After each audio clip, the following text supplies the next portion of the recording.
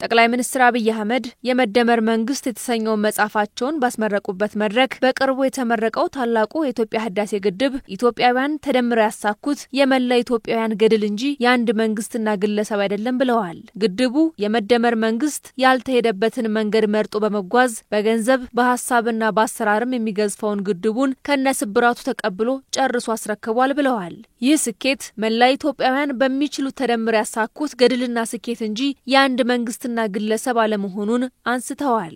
ኢትዮጵያውያን በሚችሉት ሁሉ ተደምረው ያሳኩት የመላ የኢትዮጵያውያን ገድልና ድል እንጂ የአንድ መንግስት የአንድ ሰው የአንድ ግለሰብ አይደለም።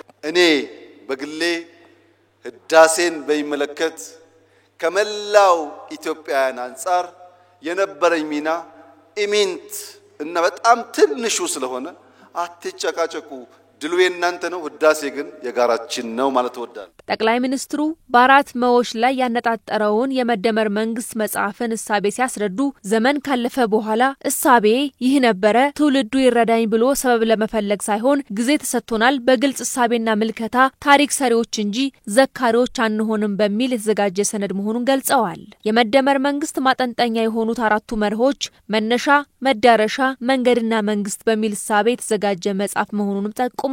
መጽሐፉ በመጀመሪያ መነሻው ኢትዮጵያ ለምን ተረጂ ሆነች የሚል የቁጭት ጥያቄዎችና ምክንያቶችን ያስቀመጠ መሆኑ ተገልጿል።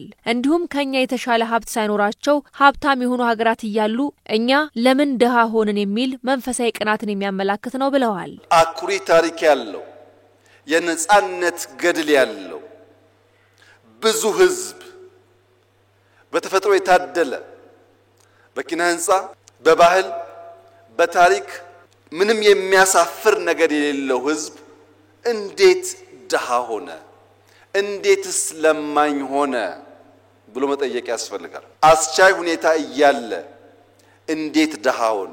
የተሰጠንን ደህንነት መቀበል ብቻ ሳይሆን የቦታ ለውጥ አድርጎ መስተካከል ያስፈልጋል። ሌሎች እንዴት ዘመኑ? ከኛ በምን ልቀው እነሱ ዘመኑ? እኛስ በምን አንሰን ደህይተን ቀረን የሚል ቅናት።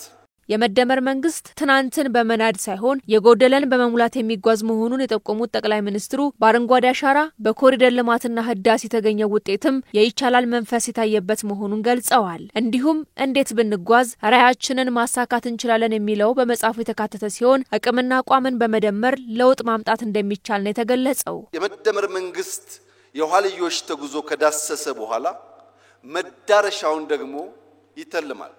ደህነትን መጸየፍ ብቻ ሳይሆን ብልጽግናን ይመኛል። ሶስተኛው መንገዱ ነው።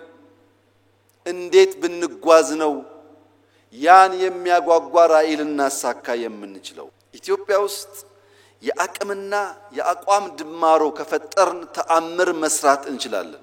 ስለዚህ መንገዱ በተቻለ መጠን ኢትዮጵያውያንን በጋራ ራዕይ ላይ መሰብሰብ ያስፈልጋል ብሎ ያምናል።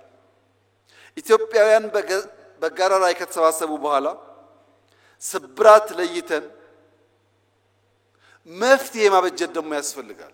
በአራተኛው የተቀመጠው መንግስት ሲሆን በዚህ ሳቤም የተገለጠ ራዕይ ያለው ለጋራ ችግር በጋራ የሚሰራ ተቋም መገንባት የመደመር መንግስት ሳቤ መሆኑ ተገልጿል። ዛሬ ላይ ሆነን ነገር መስራት ላይ በማተኮር የነገን ስብራት መጠገን አለብን ሲሉም ጠቅላይ ሚኒስትር አብይ ገልጸዋል።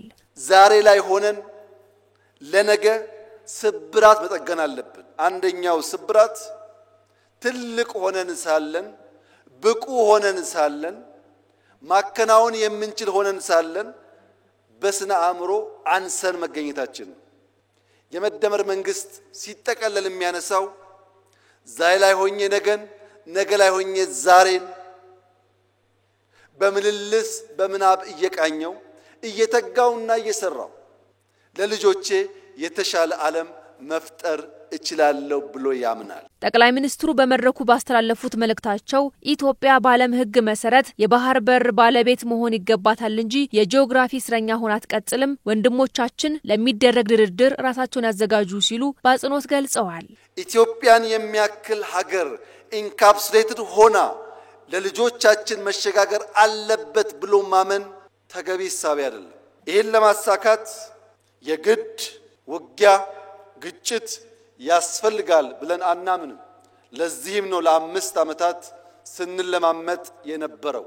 አሁንም በሰላም በዓለም ሕግ መሰረት ኢትዮጵያን ከዘጋት በርና ድሃ ካስባላት መጠሪያዋ መገላገል አለባት ብለን ስለምናምን በየትኛው መድረክ ከኢትዮጵያ ጋር በሰላማዊ መንገድ ለመነጋገር የሚፈቅድ አካል ካለ እጃችን ከምን ጊዜውም በላይ የተዘረጋ ነው። ነገር ግን ኢትዮጵያ የጂኦግራፊ እስረኛ ሆኗ ለዘላለም ትኖራለች ብሎ የሚያስብ ኢትዮጵያዊ ካለ እርሱ የሞተ ነው። ሰላም ታስቀድማለች፣ ደህንነትን ትፋለማለች፣ መውጫ መግቢያ በሯን ታበጃለች።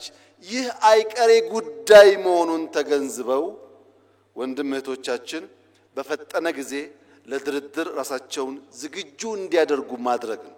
ኢትዮጵያውያን በጋራ በመስራትና በመደመር ከውጭ እርዳታ የተላቀቀች ሀገር መፍጠር እንደሚገባቸው አሳስበዋል።